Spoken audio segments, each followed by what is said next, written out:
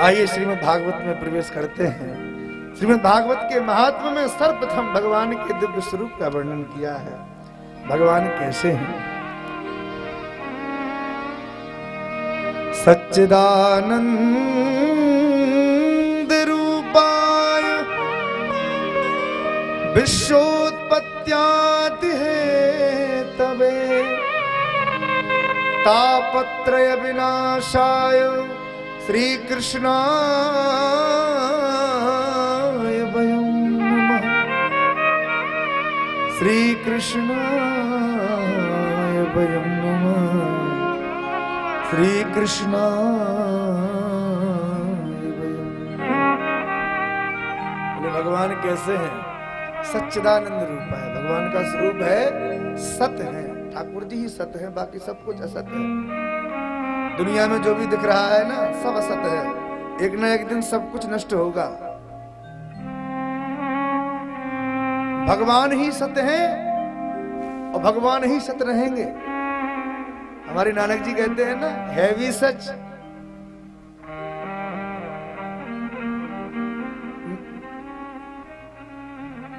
नानक होसी भी सच, जुगादी सच, है भी सच और नानक होसी भी सच। सब कुछ सच है।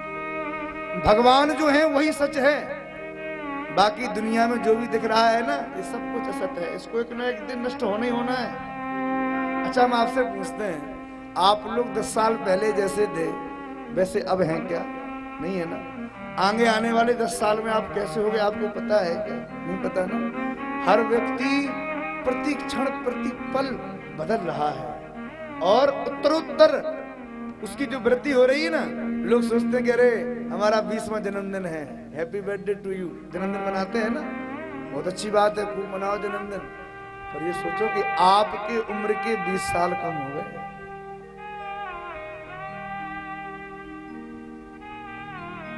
जन्मदिन पर लोग खुशियां मनाते हैं, बड़ी बड़ी पार्टी करते हैं, लोग खर्च करते हैं, बहुत हमने देखा है। पर भैया जन्मदिन जब जिसका आवे ना, तो ये संकेत भगवान आपको करते हैं कि भाई अब तो इतने साल का हो गया, इतना समय तुमने खाने पीने सोने में गंवा दिया। अरे अब तो कम से कम याद कर कि इतना समय हमने व्यतीत कर दिया। अब कम से कम भगवान में लग जाएं, अब थोड़ा बहुत भगवान की ओर अग्रसर हो जाएं। पर व्यक्ति उस जन्मदिन की रात तो इतना आनंद में झूमता है कि वो सोचता है कि हम ही हम हैं। जन्मदिन के दिन व्यक्ति को एकांत में बैठना चाहिए, भीड़ में नहीं जाना चाहिए। जन्मदिन के दिन जब किसी का जन्मदिन आवे ना, तो उस जन्मदिन के दिन व्यक्ति सबको छोड़ के और एकांत में जाके बैठ जाए और नेत्र बंद करके चिंतन करे कि ये मेरे जीवन के इतने साल कहां निकल गए, हमने कहां गंवा दिया इतना समय।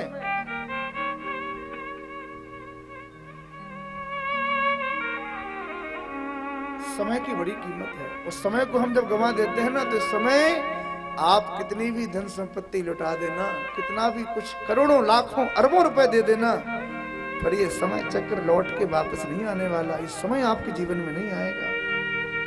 इसलिए अपने बीते गए जो समय बीत गया ना, इसका कभी कभी चिंतन करना चाहिए कि हमने अपना समय कितना फालतू में व्यतीत कर दिया।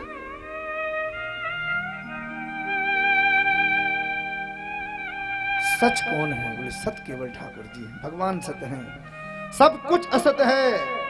गोस्वामी तुलसीदास जी महाराज मानस जी में कह रहे हैं, उमा कहूं मैं अनुभव अपना, उमा कहूं मैं अनुभव अपना, उमा कहूं मैं अनुभव अपना, उमा कहूं मैं अनुभव अपना, सत हरि भज जगत सब सपना, सत हरि भजन जगत सब सपना। सत केवल और केवल भगवान का भजन है, बाकी सब कुछ असत्य है। सबको एक न एक दिन नष्ट होना है। जो भी हमको दिख रहा है, इन नेत्रों से पूरा जगत नष्ट होगा, हम भी नष्ट हो जाएंगे, केवल भगवान ही सत रहेंगे। ठाकुर जी जैसे आज हैं वैसे भगवान कल हैं। हर व्यक्ति में परिवर्तन हो रहा है।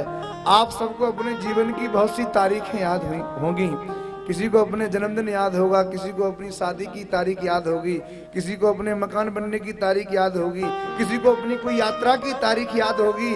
पर यहाँ इतने लोग बैठे हैं, किसी वृद्ध व्यक्ति से मैं पूछूं कि बताओ भाई आप बूढ़े कौन सी तारीख में हुए, वृद्ध होने की तारीख बताओ क्या है?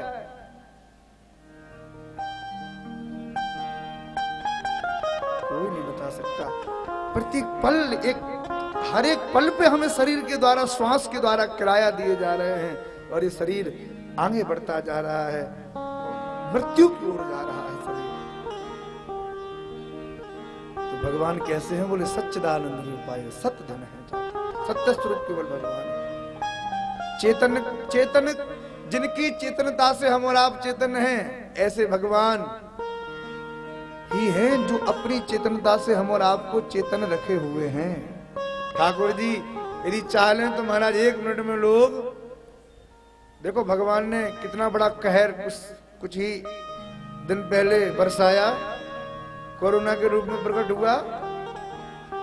अब लोग उसमें कहें कि क्या है, पर हम तो कहते हैं हमें तो हर हाल में भगवान का ही किया कराया काम दिखता है। लोग भले किसी को कैसे भी दोष दें कि ये किसी ने परमाणु छोड़ दिया या किसी ने ये छोड़ दिया वो छोड़ दिया, पर भगवान ने भारतवर्ष में कोरोना की झलक दिखा भी दी और सावधान भी कर दिया। क्यों? क्योंकि लोग, कलयुग के लोग, भारतवर्ष के लोग पैसे को बहुत ज्यादा महत्व दे रहे थे कि अरे पैसा ना हो तो कुछ भी ना हो, हर काम में पैसा। पर कोरोना दिखा के भगवान ने ये भी बता दिया कि तुम्हारा पैसा भी किसी काम का नहीं है। बड़े से बड़े पैसा वाले भी अपने जनों को नहीं बचा पाए। उन्होंने भगवान ने दिखाया कि भाई यदि जीना है तो हमारी सत्ता को स्वीकार करना पड़ेगा, हमको स्वीकार करना पड़ेगा, क्योंकि केवल एक श्री कृष्ण ही हैं, एक राम ही ऐसे हैं जिन्होंने कहा कि मैं भगवान हूं, मैं ईश्वर हूं, मुझे भजो।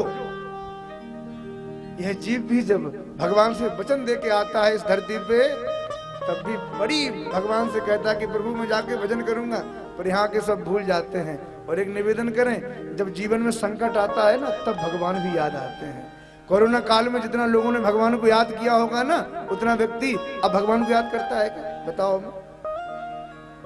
मरने के समय भगवान की जितनी याद आती है वो वैसे याद नहीं आती कभी किसी की।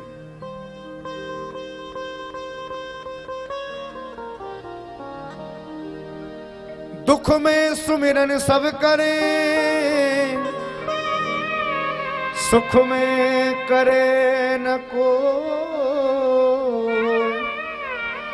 और जो सुख में सुमिरन करे तो दुख का है को। प्रत्येक हाल में भगवान का चिंतन यदि बना रहे तो काहे जीवन में दुख आए भाई। हम एक प्रार्थना करें, भगवान का भजन करने से, भगवान की कथा सुनने से दुख भले कटे या ना कटे, सुख दुख तो प्रारब्ध के अनुसार व्यक्ति को मिलेंगे। आपके जन्म जन्मांतरों के जो कर्म हैं उनका फल तो आपको चुकाना ही पड़ेगा, पर सत्संग और भगवान की कथा से जीवन में फायदा होता है। वो फायदा क्या है? बोले दुख किसी जो भगवान से नहीं जुड़ा, कथा से नहीं जुड़ा, सत्संग से नहीं जुड़ा, ऐसे व्यक्ति के ऊपर भी दुख आता है, और जो भगवान से जुड़ा है, कथा से जुड़ा है, उस पर भी दुख आता है। पर जो भगवान से नहीं जुड़ा उस पर दुख आता है, वो पूरी दुनिया को अपने दुख का ढिंढोरा पीटता है, रोता है, बिलखता है। पर जो भगवान से जुड़ा है उस पर यदि दुख आता है ना, तो उस दुख को प्रारब्ध का हिसाब किताब समझ के उसको बड़े प्रेम पूर्वक स्वीकार करता है। ये अंतर है। उस दुख से लड़ने की सामर्थ्य भगवान हमको प्रदान करा देते हैं। इसलिए भगवान की चेतनता, सब कुछ करने कराने वाले हमारे ठाकुर जी, उनकी इच्छा के बिना पत्ता भी नहीं हिलता। ये कहावत सबने सुनी होगी कि भगवान की इच्छा के बिना पत्ता भी नहीं हिलता। तो भैया यथार्थ है, भगवान की इच्छा के बिना सच में पत्ता नहीं हिलता। जो भी हो रहा है सब भगवान ही कर रहे हैं, भगवान की इच्छा से होता है।